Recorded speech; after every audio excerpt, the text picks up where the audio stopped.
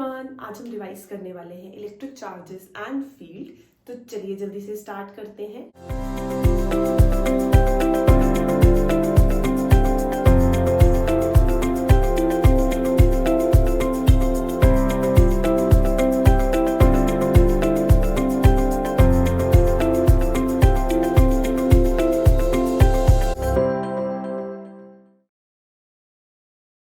सबसे पहले हमारे पास इलेक्ट्रोस्टैटिक्स। तो इलेक्ट्रोस्टैटिक्स क्या है? Branch of physics concerning with the study of charges at rest. तो इलेक्ट्रोस्टैटिक्स में दो चैप्टर्स हैं, इलेक्ट्रिक चार्जेस एंड फील्ड और साथ में इलेक्ट्रोस्टैटिक पोटेंशियल एंड कैपेसिटेंस। तो सबसे पहले इलेक्ट्रिक चार्जेस एंड फील्ड में हमारे पास जो सबसे पहली टर्म आती है वो है चार्ज। अब हमारे पास कोई भी एक एलिमेंट है, कोई भी हमारे पास कंडक्टर है, अगर वो लूज करता है, न्यूट्रल बॉडी है, न्यूट्रल एटम है, लूज करेगा इलेक्ट्रॉन्स को, तो उस पे आएगा पॉजिटिव चार्ज। सिमिलरली जब कोई बॉडी गेन करती है इलेक्ट्रॉन्स को, तो उस पे आ जाता है हमारे पास नेगेटिव चार्ज। तो मींस नेगेटिवली चार्ज्ड बॉडी के पास इलेक्ट्रॉन्स ज्यादा है, तो उनका मास जो है वो पॉजिटिवली चार्ज्ड बॉडी से थोड़ा ज्यादा हो जाएगा। तो हम बोल सकते हैं mass of negatively charged body is greater than the mass of positively charged body. तो चार्ज क्या है? जब भी किसी बॉडी ने लूज किए इलेक्ट्रॉन्स, मींस डेफिशिएंसी हुई इलेक्ट्रॉन्स की, या फिर गेन किए इलेक्ट्रॉन्स, तो वो बनाता है चार्ज। तो बेसिकली ट्रांसफर ऑफ इलेक्ट्रॉन्स से चार्ज डेवलप होगा। चार्जेस हमारे पास दो तरह के हैं, positive charge and negative charge. जब इलेक्ट्रॉन्स लूज किए जाएंगे तो पॉजिटिव चार्ज, गेन करेगा तो हमारे पास नेगेटिव चार्ज। तो गेन करता है तो इलेक्ट्रॉन्स जो है वो ज्यादा हुए, तो mass of a negatively charged body is greater than the mass of positively charged body. उसके बाद हमारे पास आती है प्रॉपर्टीज। तो प्रॉपर्टीज में सबसे पहली प्रॉपर्टी है स्केलर। तो चार्ज क्या है? एक स्केलर क्वांटिटी है। Scalar means it has only magnitude, no direction. Second है कंजर्व्ड। तो कंजर्व्ड की definition same in an isolated system. जो हमारे पास चार्जेस का सम है वो क्या रहेगा? चार्जेस कितने रहेंगे? कांस्टेंट रहेंगे। तो सम ऑफ चार्जेस रिमेन्स कांस्टेंट। तो वो हमारे पास किसी भी आइसोलेटेड सिस्टम के लिए कंजर्वेशन हो गई, that it can neither be created nor be destroyed but can be transferred from one body to another. Next हमारे पास है क्वांटाइज्ड। तो quantized means only integral number. दो बॉडीज को टच में लेके आए, एक ने इलेक्ट्रॉन्स लूज किए, दूसरे ने इलेक्ट्रॉन्स गेन किए, तो जो इलेक्ट्रॉन्स का एक्सचेंज हो रहा है वो सिर्फ इंटीजर्स में होगा। तो only integral number of electrons can be transferred from one body to another. तो वो हमारे पास क्या बन जाएगी? क्वांटाइजेशन बन जाएगी। तो क्वांटाइजेशन के लिए हम करते हैं Q is equal to plus minus NE, where E is the smallest unit of charge. E की वैल्यू हमारे पास फिक्स है, plus minus 1.6 into 10 raise to the power minus 19 coulomb. तो ये स्मॉलेस्ट यूनिट ऑफ चार्ज है which can exist independently. Next हमारे पास आता है like charges repel and unlike charges attract each other. Repulsion is a sure test of electrification. ऐसा क्यों बोला जाता है? Repulsion is a sure test of electrification क्योंकि जो हमारे पास चार्ज बॉडी है, any charge body may attract a neutral body और an oppositely charge body. Any charged body may attract a neutral body or an oppositely charged body, but it always repels a similarly charged body. तो repulsion क्या हो गया? Short test of electrification हो गया। तो like charges repel and unlike charges attract each other, but short test of electrification कौन सा है? रिपल्शन है। उससे पहले जो हमने क्वांटाइजेशन किया, मिलिकन्स ऑयल ड्रॉप एक्सपेरिमेंट से प्रूव हुई थी क्वांटाइजेशन या एटॉमिसिटी ऑफ चार्ज। तो ये हमारे पास एटॉमिसिटी और क्वांटाइजेशन ऑफ चार्ज प्रूव किया गया था मिलिकन्स ऑयल ड्रॉप एक्सपेरिमेंट से। नेक्स्ट हमारे पास इनवेरिएंट। फिफ्थ है charge is invariant, means it is independent of the speed. हम चार्ज लें, स्पीड दें, उसको फेंक के मारे, जस्ट ऐसे ही। तो मींस हमने चार्ज को स्पीड दी है, तो चार्ज जो है that remains invariant with the change in speed, means it is independent of speed. Next अगर हम बात करें मास की, तो मास इज वेरिएंट। मास हमारे पास using special theory of relativity वो क्या बोलता है? m is equal to m not upon under root 1 minus v square upon c square. Now, if the speed of the particle approaches the speed of light or at very high speeds, v is equal to c हो जाएगा। तो ये हमारे पास कितना हो गया, मास की value change होगी। तो m नॉट कितना है, m not is the rest mass of the charged particle. तो मास क्या है, वेरिएंट है using special theory of relativity, लेकिन चार्ज इज इनवेरिएंट। नेक्स्ट हमारे पास मेथड्स ऑफ चार्जिंग में 3 तरह के मेथड्स हैं, कंडक्शन, इंडक्शन, फ्रिक्शन। कंडक्शन क्या है, suppose we have a positively charged body, ये न्यूट्रल ऑब्जेक्ट है, तो पॉजिटिवली चार्ज्ड बॉडी को किसी न्यूट्रल ऑब्जेक्ट के साथ क्लोज कंटैक्ट में लेके आए, तो ये सारा पॉजिटिव चार्ज क्या होगा, इधर ट्रांसफर होगा, मींस पॉजिटिव चार्ज इधर ट्रांसफर होगा, तो बॉडी भी क्या बन जाएगी, पॉजिटिवली चार्ज। नेक्स्ट हमारे पास फ्रिक्शन, तो रबिंग से फ्रिक्शनल इलेक्ट्रिसिटी, तो मेथड्स ऑफ चार्जिंग में एक हो गया कंडक्शन क्लोज कंटैक्ट से, फ्रिक्शन रबिंग से, इंडक्शन तो बेस्ट मेथड कौन सा माना जाता है, इंडक्शन माना जाता है।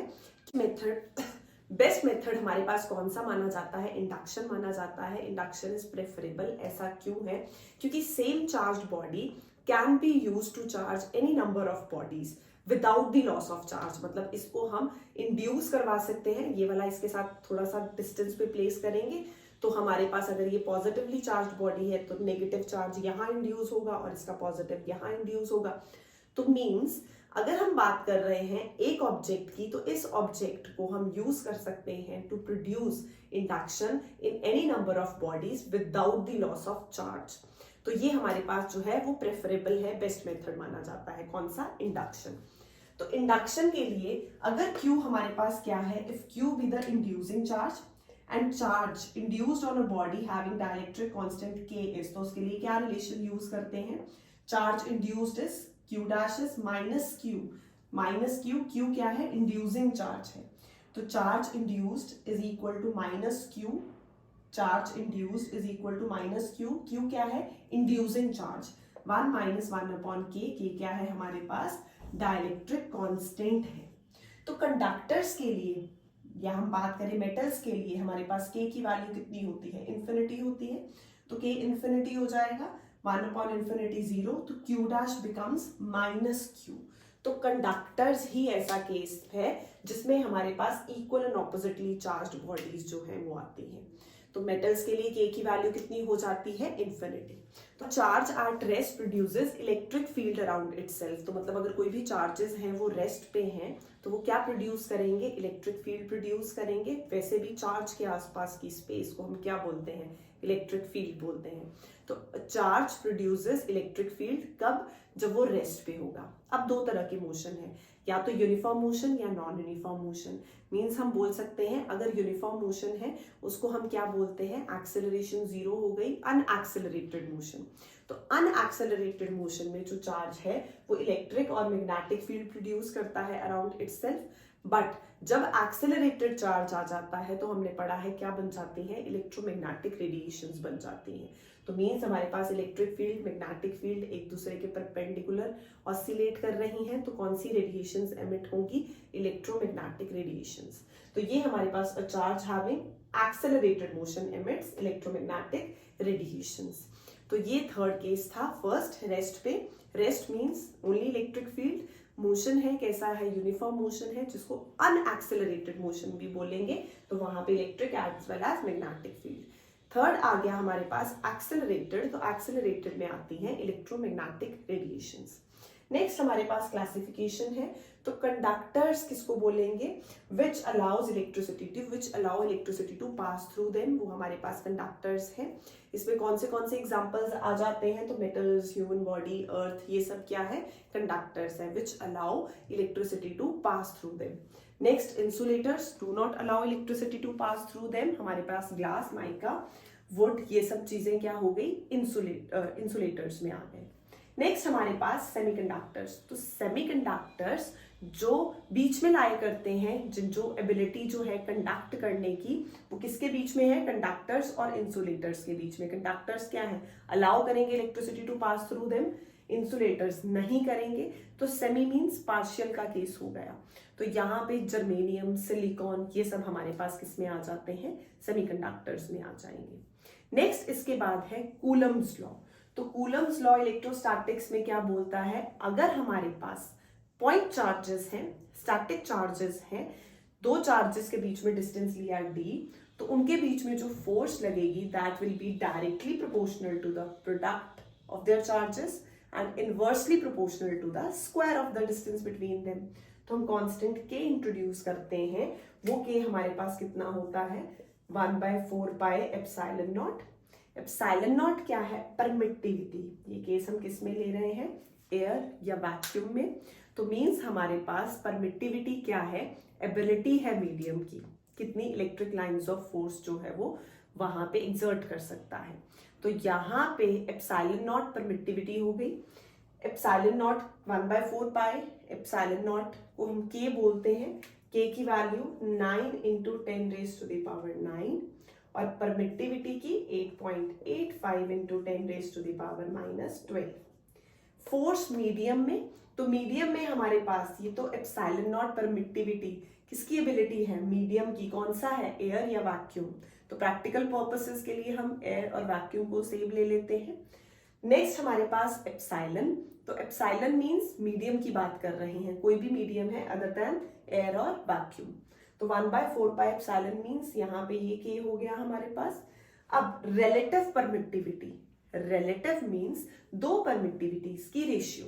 तो परमिटिविटी की रेशियो लेंगे तो permittivity in medium to permittivity in vacuum.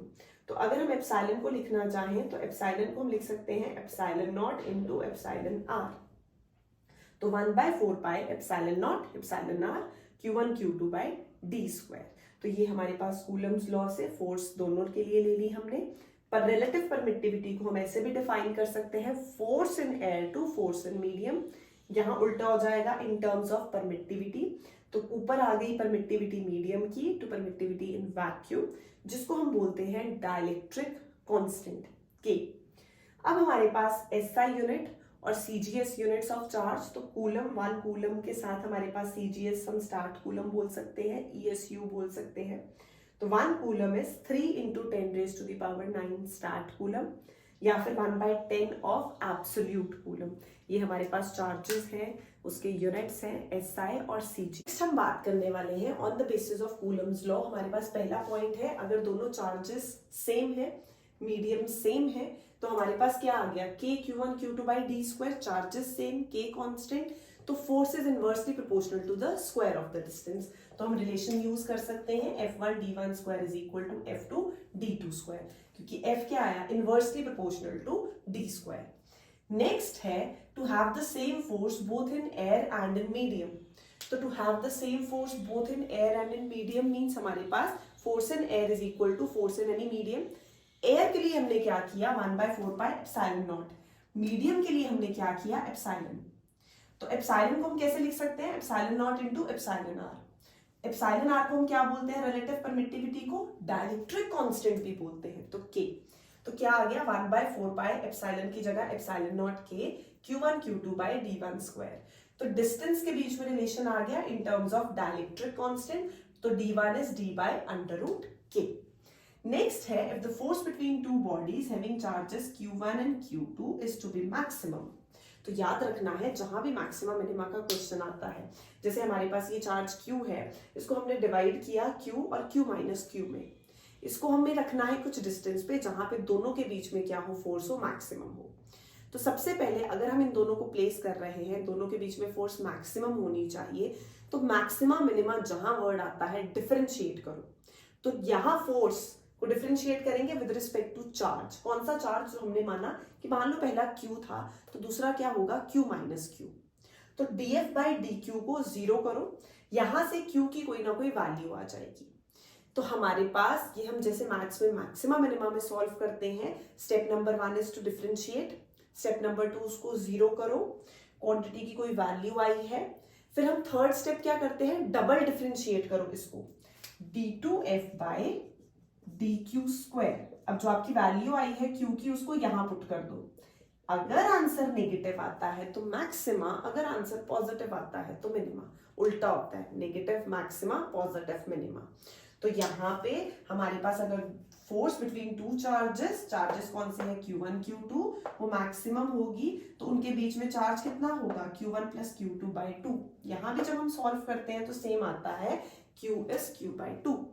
Next हमारे पास the force between two identical conducting bodies having charge Q and -2Q, कितनी फोर्स होगी K Q1 Q2/d², तो K Q2Q/d², कुछ फोर्स आ गई। नेक्स्ट क्या किया, they are separated by distance d in air is f, ले ली। If the bodies are kept in contact, तो जब दो बॉडीज को कंटैक्ट में लेके आते हैं, वो टच करती हैं, तो चार्ज जो है वो इक्वली डिवाइड होगा। तो मींस यहाँ पे पहले हम ऐड करेंगे -2Q प्लस Q, फिर उसको डिवाइड करेंगे 2 से, 2 में डिवाइड होगा ना, तो ये आ जाएगा -Q/2। तो अब जो चार्जेस दोनों अलग अलग पहले कंटैक्ट में आए हैं, शेयरिंग ऑफ चार्जेस होगी, वो दोनों पहले क्या करेंगे, सम करेंगे, सम टोटल होगा, हाफ डिवाइड कर देंगे 2 से, तो यहाँ पे हमारे पास आ गया -Q/2। तो जब हम सॉल्व करते हैं रिलेशन आता है new forces 1/8 the original force, तो F/8 होगा। नेक्स्ट, अगर हमारे पास दो चार्जेस हैं Q1 Q2, they are separated by distance d, तो हमारे पास जो डिस्टेंस x है between the charge Q1 and the null point is given by, अब यहाँ पे देखना पड़ेगा कौन सा बड़ा है, Q1 बड़ा है Q2 बड़ा है, और हमारे पास डिस्टेंस हमने जो x लिया है वो यहाँ लिया है, अंदर है कि बाहर है, तो मीन्स हमारे पास दोनों के बीच में डिस्टेंस कितना है d है, बट किसी x डिस्टेंस पे हमारे पास क्या आ रहा है, नल पॉइंट आ रहा है। तो हमने बोला हमें वो डिस्टेंस निकालना है x, तो उसके लिए क्या रिलेशन होगा, d/√Q2/Q1 प्लस -1, तो प्लस या -1। नेक्स्ट हमारे पास, क्योंकि हमारे पास नेक्स्ट है द फोर्स ऑफ अट्रैक्शन और repulsion between two charges decreases with the increase of dielectric constant. Force is inversely proportional to K, 1/K यहाँ आ रहा है डाइलेक्ट्रिक कांस्टेंट, तो K बढ़ेंगे तो फोर्स कम करेगी, इनवर्सली है तो K बढ़ेगा तो फोर्स का इफेक्ट क्या हो जाएगा, decreases with the increase of dielectric constant, और मैक्सिमम होती है फोर्स, मैक्सिमम कब होती है, जब मीडियम कौन सा होता है, एयर, 1/4πε0 Q1 Q2/d², तो इस टाइम फोर्स क्या होगी, मैक्सिमम होगी। नेक्स्ट, दो चार्जेस हैं Q each are at a distance r from each other, अगर हम थर्ड चार्ज Q रखते हैं, वो Q कितना है, बीच में जो चार्ज आ रहा है वो कितना है, -Q/4, कितने डिस्टेंस पे, सेंटर में। ये हम न्यूमेरिकल भी सॉल्व करते हैं कि हमारे पास दो चार्जेस हैं Q सेंटर पे, यहाँ हम -Q/4 कर रहे हैं, तो ये इस पे कैसी फोर्स लगाएगा, अट्रैक्टिव, ये इस पे कैसी फोर्स लगाएगा, अट्रैक्टिव, तो नेट फोर्स क्या हो गई, 0। तो इक्विलिब्रियम में आता है हमारे पास, तो कितने डिस्टेंस पे, r/2 पे, तो अगर हम r/2 पे मतलब सेंटर में -Q/4 चार्ज प्लेस करते हैं, तो सिस्टम कैसा बन जाएगा, इक्विलिब्रियम में बन जाएगा। तो नेक्स्ट है हमारे पास इक्विलिब्रियम पोजीशन, तो ऐसा पॉइंट जहां पे रिजल्टेंट होगा जो फोर्सेस का वो 0 होगा, उसको इक्विलिब्रियम पोजीशन बोलते हैं, इलेक्ट्रोस्टैटिक इक्विलिब्रियम बोलेंगे। तो मींस ऐसा पॉइंट जहां पे resultant of all the forces is 0, वो क्या है, इलेक्ट्रोस्टैटिक इक्विलिब्रियम या इक्विलिब्रियम पोजीशन। अब हमारे पास इक्विलिब्रियम दो तरह का होता है, स्टेबल इक्विलिब्रियम, अनस्टेबल इक्विलिब्रियम। मान लो दो चार्जेस हैं, यहाँ पे हमने एक टेस्ट चार्ज रखा है, इस पे जो नेट फोर्स लग रही है वो इनिशियली 0 है, तो मींस मेरा जो चार्ज है वो ऑलरेडी किसमें है, इक्विलिब्रियम पोजीशन में है। अब अगर हम इसको थोड़ा सा डिस्प्लेस करते हैं, हमने इसको O से O डैश पे डिस्प्लेस किया, डेल्टा x अमाउंट से, स्मॉल अमाउंट से डिस्प्लेस किया है, तो A से जो न्यू पोजीशन है O डैश, उसका डिस्टेंस इंक्रीज हो गया, डिस्टेंस इंक्रीज होने से फोर्स क्या हो जाएगी, कम हो जाएगी। Similarly B O dash, distance कम हो गया, तो डिस्टेंस कम हुआ है तो फोर्स का इफेक्ट ज्यादा हो गया, तो मैग्नीट्यूड जो है फोर्स का B का ज्यादा होगा एज कंपेयर टू A। तो जो चार्ज है वो वापस से ट्राई करेगा अपनी इक्विलिब्रियम पोजीशन में आने के लिए।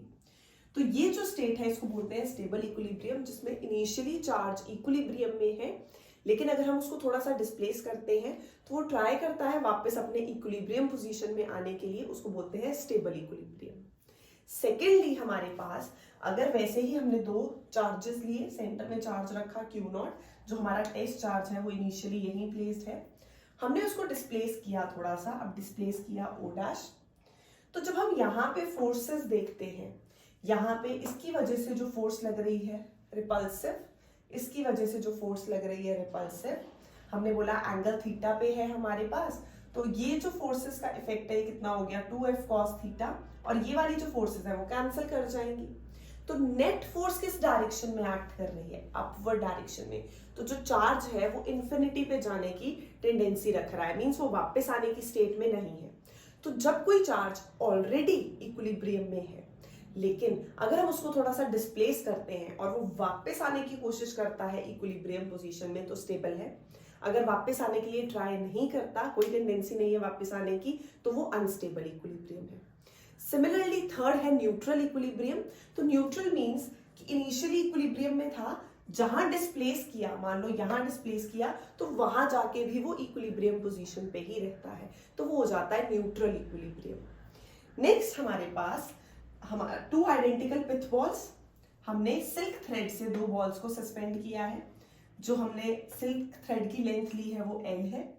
अब इनके बीच में फोर्स लग रही है हमारे पास, कौन सी फोर्स, सेम चार्जेस है तो रिपल्सिव फोर्स लगी। अब ये कुछ एंगल पे मूव कर गए, तो मींस इसकी वजह से इस पे फोर्स लग रही है F, रिपल्सिव कितनी होगी K Q1 Q2 by R²। तो सेम, अब यहाँ पे दोनों के बीच में डिस्टेंस कितना आ गया x, इस पे एक फोर्स लगेगी mg डाउनवर्ड डायरेक्शन में। अगर हम इस mg को और इस टेंशन को देखें तो ये हमारे पास है T, ये T है, ये है हमारे पास। अगर हम T को रिजॉल्व करें, ये एंगल थीटा है तो ये भी क्या हो जाएगा थीटा, तो ये बन जाएगा T cos थीटा और ये आ गया T sin थीटा। तो अगर हम T sin थीटा को mg लेते हैं और T cos थीटा को F डिवाइड करेंगे, T sin थीटा कितना है, T sin theta is F और T cos थीटा कितना है mg। तो ये हमारे पास कितना आ जाता है F upon mg is tan theta. तो अब tan theta perpendicular upon base, तो यहाँ पे लगाएंगे परपेंडिकुलर अपॉन बेस, ये x है तो ये कितना रह गया x/2। तो यहाँ पे हमारे पास परपेंडिकुलर आया x/2, बेस कितना आ गया जितनी उसकी लेंथ थी L, तो ये बन गया x/2L। तो हम x इजीली फाइंड कर सकते हैं, डिस्टेंस फाइंड करना है दो चार्जेस के बीच में, तो इस मेथड से हम कैलकुलेट कर सकते हैं। नेक्स्ट, अगर हम इस सेटअप को सैटेलाइट में, अगर हम इस सेटअप को सैटेलाइट में स्पेस में लेके जाते हैं, तो दोनों के बीच में, अभी ये ऐसे हैं, दोनों के बीच में एंगल कितना हो जाएगा 180 डिग्री। तो मींस अगर हम इस सेटअप को सैटेलाइट में स्पेस में लेके जा रहे हैं तो दोनों के बीच में एंगल हो गया 180 डिग्री।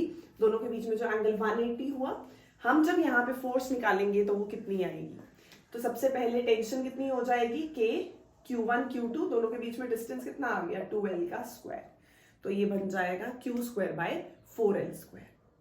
नेक्स्ट, अगर यही सेम बॉल्स को, अगर यही सिस्टम को हम सस्पेंड करते हैं किसी लिक्विड में, जिसका जो हमने जो मीडियम कंसिडर किया है, मीडियम का डाइलेक्ट्रिक कांस्टेंट है K, हमने इसको किसी मीडियम में सस्पेंड कर दिया जिसकी डेंसिटी हमारे पास कितनी है D है, distance between the balls remains the same. तो यहाँ पे हमें फाइंड करना है डाइलेक्ट्रिक कांस्टेंट पहले। तो डाइलेक्ट्रिक कांस्टेंट का रिलेशन है D' माइनस D। इसको हम ऐसे भी लिख सकते हैं K = 1/1 माइनस D/D'। जब ये D' को नीचे लाके लिखेंगे तो K ऐसे भी लिखा जाता है। अब नेक्स्ट स्टेप है फोर्स फाइंड करनी है। तो फोर्स कैसे निकालेंगे, F/mg tan थीटा पता है हमें। Now K is force in vacuum या medium divided by force in medium, vacuum या हम एयर बोल देते हैं। तो force in vacuum to force in medium, ये क्या है, डाइलेक्ट्रिक कांस्टेंट है, K है हमारे पास। अब ये आया F/mg tan थीटा। अगर हमें इस F को रिप्लेस करना है तो ये F कितना हो जाएगा, force in medium into K। तो फोर्स इन मीडियम, यहाँ K आया, K की वैल्यू हमारे पास कितनी है 1/1 माइनस D/D'। तो ये हमारे पास एक्सप्रेशन बन जाएगा अगर हम सेटअप को किसमें रख रहे हैं, किसी भी मीडियम में रख रहे हैं। नेक्स्ट हमारे पास इलेक्ट्रिक फील्ड इंटेंसिटी। तो इलेक्ट्रिक फील्ड क्या है, किसी भी चार्ज के आसपास की स्पेस जहां पे जो स्मॉल टेस्ट चार्ज है वो इलेक्ट्रोस्टैटिक फोर्स एक्सपीरियंस करेगा, इधर अट्रैक्टिव और रिपल्सिव। तो जिस फील्ड में इन्फ्लुएंस एक्सपीरियंस किया जाता है उस चार्ज की फोर्स का, वो हमारे पास इलेक्ट्रिक फील्ड है। तो इलेक्ट्रिक फील्ड इंटेंसिटी कितनी होगी, force per unit test charge. कौन सा charge, test charge, small charge. तो हम कैसे लिख सकते हैं, limit Q0 approaches to 0, small charge है ये। तो इलेक्ट्रिक फील्ड कितनी हुई, electric field intensity is force experienced per unit test charge. Vector quantity है तो किसकी डायरेक्शन लेगा, फोर्स की। नेक्स्ट हमारे पास due to a point charge, तो इलेक्ट्रिक फील्ड कितनी होती है, KQ/r²। तो E is inversely proportional to r², तो कर्व ऐसा हो जाएगा हमारे पास। बस यहाँ पे जो Q आता है वो कौन सा होता है, सोर्स चार्ज, ये वाला चार्ज, बड़ा वाला चार्ज, तो सोर्स चार्ज है, और यहाँ पे कौन सा है, टेस्ट चार्ज है। इलेक्ट्रिक फील्ड इंटेंसिटी के SI units newton per coulomb, volt per metre, dimensional formula हम ऐसे लिखते हैं। नेक्स्ट है हमारे पास magnitude of resultant of two electric fields. तो अगर हमारे पास नंबर ऑफ फोर्सेस गिवन हो या number of electric fields given हो तो हम सिंपली अप्लाई करते हैं superposition principle, sum of vector sum of all the individual electric fields, या फिर अगर हमें निकालनी है टोटल फोर्स किसी एक पॉइंट पे तो vector sum of all the individual forces. तो यहाँ हमें कंसिडर करना है इलेक्ट्रिक फील्ड निकालनी है दो इलेक्ट्रिक फील्ड्स की, तो उसके लिए हम यूज करते हैं parallelogram law, triangle law, vector addition. तो हमारे पास E कितनी आ जाएगी, √E1² + E2² + 2E1 E2 cos theta. Theta क्या है, angle between E1 and E2। और अगर डायरेक्शन निकालनी है रिजल्टेंट की, तो मान लो direction with respect to E1, तो tan अल्फा या tan बीटा हम ले लेंगे, तो वो हमारे पास कितना होगा, E2 sin theta upon E1 + E2 cos theta. तो सेम ये हमारे पास वेक्टर एडिशन के दोनों रिजल्टेंट के और डायरेक्शन के लिए जो हम फॉर्मूला यूज करते हैं। इसके बाद inside a charge spherical conductor electric field is, intensity of electric field is 0। तो अगर हम कोई भी शेल कंसिडर करते हैं तो शेल में चार्ज कहाँ रिजाइड करता है, सरफेस पे। तो उसके लिए हमने की थी इलेक्ट्रिक फील्ड आउटसाइड के लिए। तो अगर कोई पॉइंट है r डिस्टेंस पे है, पॉइंट है P, तो इलेक्ट्रिक फील्ड हो जाएगी KQ/r²। Inside electric field will be 0, on the surface KQ/R का स्क्वायर।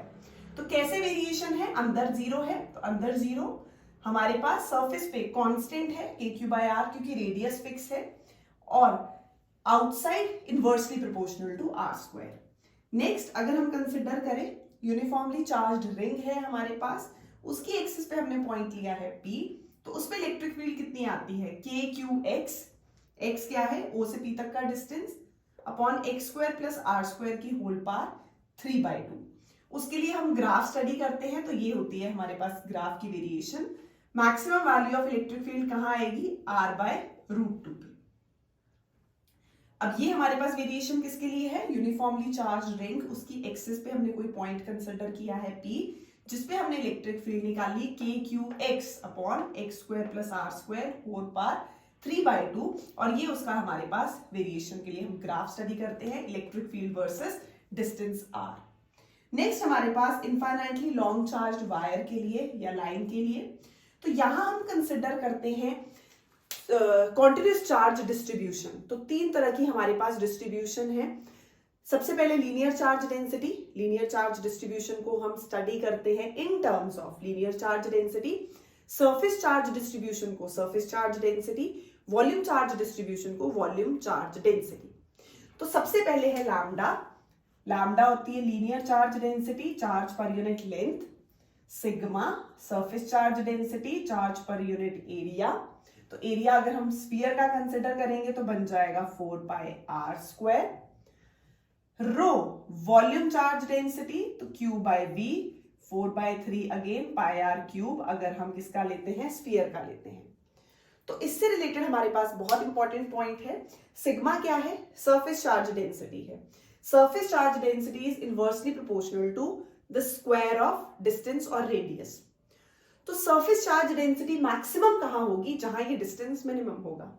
तो जो सिग्मा है हमारे पास वो हाईएस्ट कहां पे होती है, शार्पेस्ट पॉइंट पे।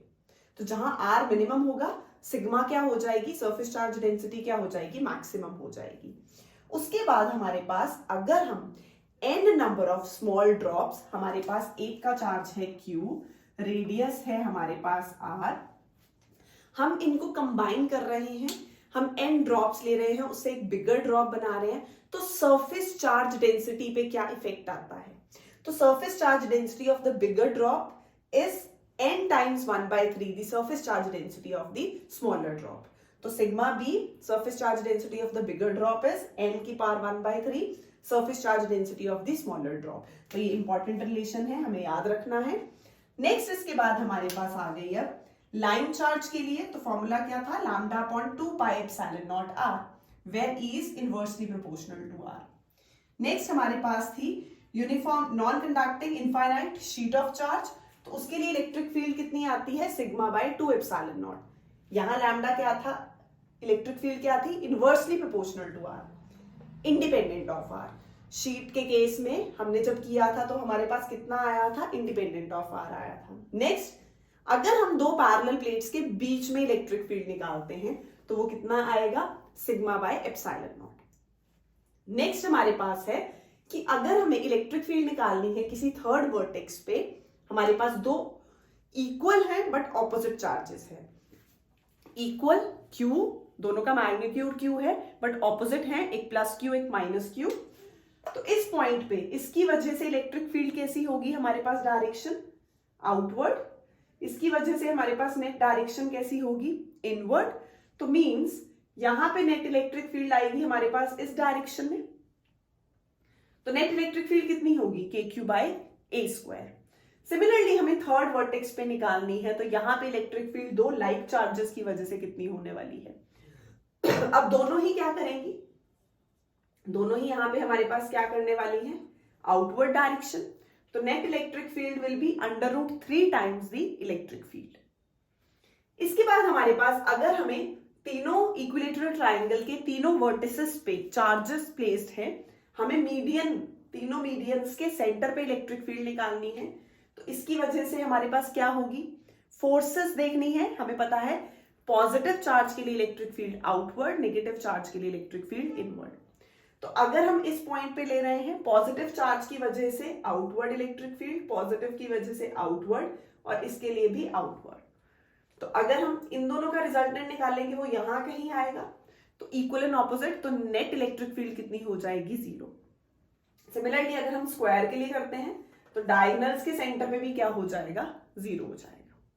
तो चार्जेस पता होने चाहिए, प्लेसमेंट पता होनी चाहिए, और सबसे बड़ी बात पॉजिटिव चार्ज के लिए electric field lines outward, negative charge के लिए इलेक्ट्रिक फील्ड जो है वो क्या होगी, इनवर्ड होगी। Next, electric field axial point पे, तो 2 kpr upon r square minus a square की होल पावर 2 होती है। तो हम यहाँ पे डायपोल कंसिडर करते हैं, प्लस Q माइनस Q, पहले माइनस फिर प्लस, दो equal and opposite charges separated by a distance 2a क्या बनाता है, इलेक्ट्रिक डायपोल। और इलेक्ट्रिक डायपोल मोमेंट इस डायपोल की स्ट्रेंथ, जिसको हम P से रिप्रेजेंट करते हैं, तो 2 kpr। P की डायरेक्शन क्या होती है, negative to positive, negative to positive.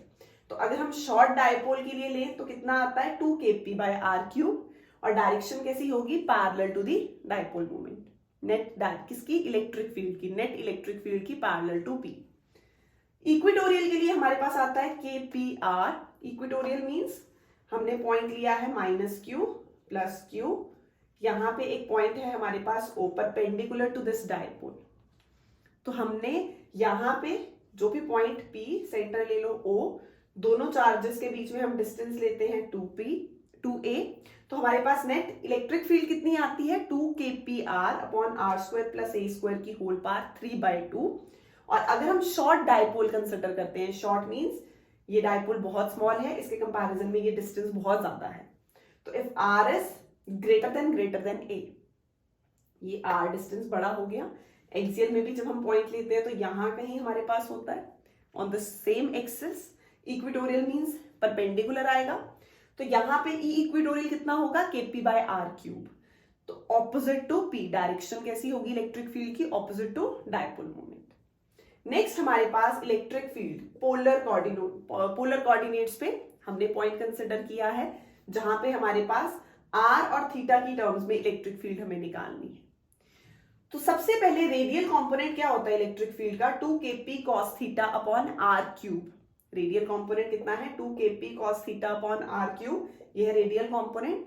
Next हमारे पास एंगुलर कंपोनेंट थीटा, तो वो आएगा kp sin theta upon r cube, ये है 2 kp cos theta upon r cube, kp sin theta upon r cube. अब नेट इलेक्ट्रिक फील्ड निकालनी है, तो फिर से हमारे पास E1 square plus E2 square plus 2E1 E2 cos theta, जो हम रिजल्टेंट का फॉर्मूला लगाते हैं, तो ये दोनों एक दूसरे के परपेंडिकुलर, तो ER square plus E theta square cos 90 0, ER और E थीटा की वैल्यू पुट करते हैं तो नेट इलेक्ट्रिक फील्ड आ जाती है Kp by R cube under root 1 plus 3 cos square theta, Kp by R cube under root 1 plus 3 cos square theta. Next हम direction के लिए tan अल्फा, तो tan अल्फा हो जाएगा perpendicular upon base which is equivalent to half of tan theta. हमने यहाँ पे dipole consider किया, dipole movement negative to positive, ये एंगल थीटा लिया, थीटा पे हमने इलेक्ट्रिक फील्ड का रेडियल और एंगुलर कंपोनेंट लिया है। अब रेडियल एंगुलर दोनों का रिजल्टेंट, ये रिजल्टेंट आया और ये उसकी डायरेक्शन के। नेक्स्ट है हमारे पास गॉस लॉ, तो गॉस लॉ के अकॉर्डिंग सबसे पहले इलेक्ट्रिक फ्लक्स, तो फ्लक्स क्या है, number of field lines passing through the surface normally. तो फ्लक्स क्या बनाता है, flux is surface integral of electric field, या हम बोल सकते हैं 1 bye epsilon not times the charge enclosed, जो कि गॉस लॉ से हमें मिला था। तो फाई फ्लक्स का फॉर्मूला बन गया E dot ds which is Q bye epsilon not. अब अगर हमारे पास टोटल नेट फ्लक्स किसी क्लोज्ड सरफेस का जीरो है, तो जरूरी नहीं है कि इलेक्ट्रिक फील्ड जीरो होगी। फिर से, if total net flux through a closed surface is zero, electric field at the Gaussian surface may be non zero. Flux zero है, electric field may be non zero. Next हमारे पास line charge, line charge consider की, positively charge uniformly distributed है, तो electric field कितनी होती है, lambda by 2 pi epsilon not r, inversely proportional to r। Next, अगर हमारे पास जो लाइन चार्ज है that is a cylinder of radius r, तो इलेक्ट्रिक फील्ड आउटसाइड कितनी होगी, आउटसाइड अगर हम कोई डिस्टेंस ले लेते हैं स्मॉल r, तो वहां पे आ जाएगी lambda by 2 pi epsilon not r। On the surface lambda upon 2 pi, small r की जगह क्या रिप्लेस करेगा, कैपिटल R। नेक्स्ट, इनसाइड, तो इलेक्ट्रिक फील्ड इनसाइड कितनी होगी, ये लर्न करना है, lambda r upon 2 pi epsilon not r square. तो इनसाइड के लिए इलेक्ट्रिक फील्ड कितनी आ गई, लैम्डा r, जो r डिस्टेंस है, divided by 2 pi epsilon not r square. Next हमारे पास ड्यू टू प्लेन शीट जिसकी इनफाइनाइट डायमेंशंस है, इलेक्ट्रिक फील्ड अगेन गॉस की एप्लीकेशन है, sigma by 2 epsilon not which is independent of r। और positive charge के लिए इलेक्ट्रिक फील्ड लाइंस कैसे रहती हैं, अगर हम निकालेंगे सरफेस वेक्टर, वो हमेशा कैसा होगा, इसका सरफेस वेक्टर परपेंडिकुलरली आउटवर्ड्स, तो पॉजिटिव चार्ज है तो वैसे आउटवर्ड्स इलेक्ट्रिक फील्ड लाइंस। तो for a charge metal plate, electric field inside कितनी होगी, जीरो होगी, outside sigma by epsilon nought. Next आ गया हमारे पास बहुत important, due to a non conducting charge sphere, तो शेल के साथ आउटसाइड और ऑन द सरफेस का तो सेम है, KQ by small r square, KQ by capital R square, लेकिन जब बात करेंगे इनसाइड की, तो इनसाइड के लिए आ जाएगा KQR upon R cube, KQ small r, जिस पॉइंट R पे हम इलेक्ट्रिक फील्ड निकाल रहे हैं, divided by cube of the radius. अगर हम यही चीज करें in terms of volume charge density rho, तो आउटसाइड के लिए होगा rho r cube upon 3 epsilon not r square, on the surface rho r upon 3 epsilon not, r क्या है, रेडियस, इनसाइड स्मॉल r, तो रो r अपॉन 3 एप्सिलॉन नॉट। यहाँ पे small r क्या है, जिस पॉइंट पे हम इलेक्ट्रिक फील्ड निकाल रहे हैं, कैपिटल R क्या है, स्फीयर का हमारे पास रेडियस। तो यही चीज जब शेल के लिए की थी तो ये कर्व हमारे पास जीरो था, लेकिन अब यहाँ पे इलेक्ट्रिक फील्ड क्या है, inside directly proportional to r, बाकी तो सेम रहेगा, ऑन द सरफेस कांस्टेंट और outside inversely proportional to r square. Next हमारे पास force per unit area on a charge conductor, या हम इसको इलेक्ट्रिक प्रेशर भी बोलते हैं। तो सबसे पहले फोर्स कितनी है, QE, E कितनी थी अभी की, sigma by 2 epsilon not. Sigma को अगर हम लिखें चार्ज अपॉन एरिया तो ऐसे भी लिख सकते हैं, तो अगर हम एरिया से मल्टीप्लाई और डिवाइड करें तो हमारे पास Q square divided by A square क्या बन जाएगा, सिग्मा स्क्वायर। तो फोर्स आ गई sigma square A by 2 epsilon not. अब इसी चीज को अगर हम फोर्स पर यूनिट ये वाला एरिया इधर ले आए तो प्रेशर कितना बनेगा, sigma square by 2 epsilon nought. तो इलेक्ट्रिक प्रेशर कितना आ गया, sigma square by 2 epsilon nought. Next हमारे पास trajectory of a charge particle in uniform electric field.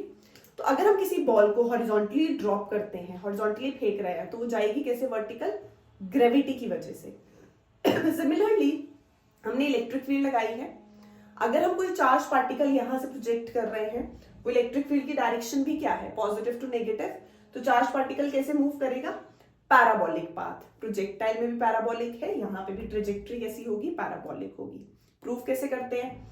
सबसे पहले हमारे पास स्पीड डिस्टेंस अपॉन टाइम, तो इस स्पीड से हमने प्रोजेक्ट किया, लेंथ अपॉन टाइम हो जाएगा। टाइम कितना है? L upon VX। अब कितना स्पीड से अलॉन्ग y एक्सिस वो ट्रेवल कर रही है? तो speed v is equal to u plus at, तो यहाँ पे a इंटू टी। एक्सेलरेशन कितनी होगी? अब चार्ज पार्टिकल किसमें है? इलेक्ट्रोस्टैटिक फोर्स एक्सपीरियंस कर रहा है और एक्सेलरेट कर रहा है, तो electrostatic force is balanced by the accelerating force. तो a कितना आ गया? QE by m। तो यहाँ a पुट किया, t हमारे पास L अपॉन VX। अब हमें अगर फाइंड करना है कितनी डेविएशन सफर की है चार्ज पार्टिकल ने, तो मींस अलोंग y एक्सिस, ये नीचे की तरफ y डिस्टेंस हमने मान लिया इतनी डेविएशन हुई है, तो s is equal to again ut plus half at square, तो हाफ at स्क्वायर। तो a कितना है? E अपॉन m, t हमारे पास L अपॉन VX। तो ये y है, अगर ये डिस्टेंस हम L ले रहे हैं या हम x भी बोल दें, तो ट्रेजेक्ट्री क्या आ जाएगी? Directly proportional to x square parabolic. Next हमारे पास अगर थीटा एंगल है जो इलेक्ट्रिक फील्ड बना रही है डायपोल के साथ, तो टॉर्क वो कितना एक्सपीरियंस करता है? PE sine theta. Stable equilibrium के लिए थीटा 0 डिग्री, अनस्टेबल के लिए हमारे पास 180 डिग्री। ओके बेटू, बाय।